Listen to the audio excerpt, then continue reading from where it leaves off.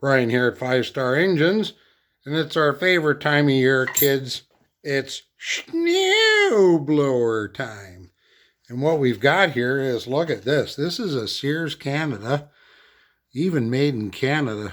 Hard to believe. Didn't think we made anything. But fellow calls us up. He's got this snow blower. It's in good shape.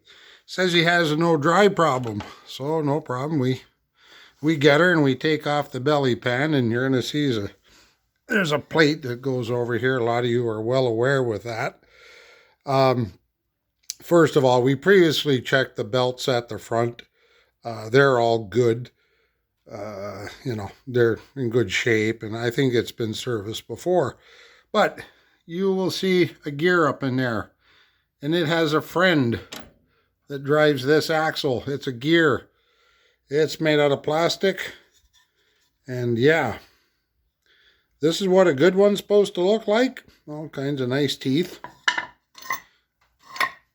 And this is what we found.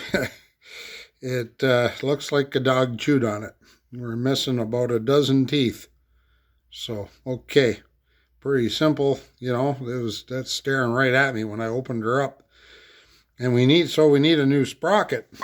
Problem being, this sprocket, believe it or not, kids, is about $100 and I think it's $52 plus tax. Yeah. But I've been known to keep the odd machine around for spare parts. And lucky enough, I had a 5-horse. And it was a rusted out, neglected machine. I don't think it was used much. It was just neglected. And lo and behold, take the belly pan off, and what do we find? We find a sprocket in really, really good shape. And I told a customer I got a good used one for him, and he's thrilled. But question remains, what caused all this damage? Why'd that thing go south? So this sprocket will go up in here, trying to hold the camera and do something else. We'll go up in here on that shaft and line up with that metal sprocket up there. Okay. The shaft passes through a stamped housing in the frame. And you can see there's like an octagon shape, okay? And there's a bronze bushing that goes on. And if I jiggle and wiggle it around, it'll fit into that housing. And there it goes. It's in there. And come around and you'll see it in there. It locks. That housing is stamped. It's done on a press and it's punched, and they've made it so that it forms a hex like a bolt, and it locks into position. So you say, well, yeah, okay, that looks so great. Looks okay. That's not the problem, kids. This is all that's left of what was in there. 90% of that bushing is gone.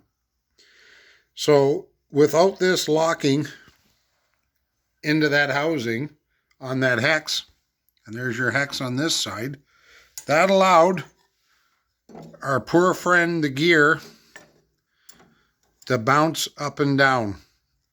And when the gear did not fully engage on that sprocket, it wore out those teeth. Why it wore it out in one spot, I don't know. Maybe the snowblower got stuck a bit and they tried to push it too much in one spot and it got hung up or something. But regardless of that, because that bushing was wore out, that sprocket bounced around and it got destroyed. So the remedy to this is we're going to get a couple of new bushings. The ones there, they're just used ones for reference, or they're wore out a bit. We're not going to do that. And we're going to put that new used sprocket on. I tell you, it really is in good shape. I inspected it good. And you know what? For what they want for a new one, if this thing's put together properly, well, it will be put together properly. I'll make sure of it, because I don't want this machine back. I want the customer to be happy. And, I'd like him to say, hey, I had a guy fix my machine and he did a great job. And, this is what we need. So there you go. This is what we're going to do. So if you run into a no drive system on your snowblower, the easy thing to do, and heck, you know what, kids? I might as well get up and go over here and show you, is to come over here and check the belts. Here's our friend the belts. They're all good. The pulleys are good. There's no broken keyways or anything. But this transmits the power back to our little friend, the lonely gear up there, who's all by himself, and that's fine. We're going to fix this up, and the customer's going to be happy, and we'll get his snowblower back up and running again. Brian here, 5 Star Engines. Thanks for watching.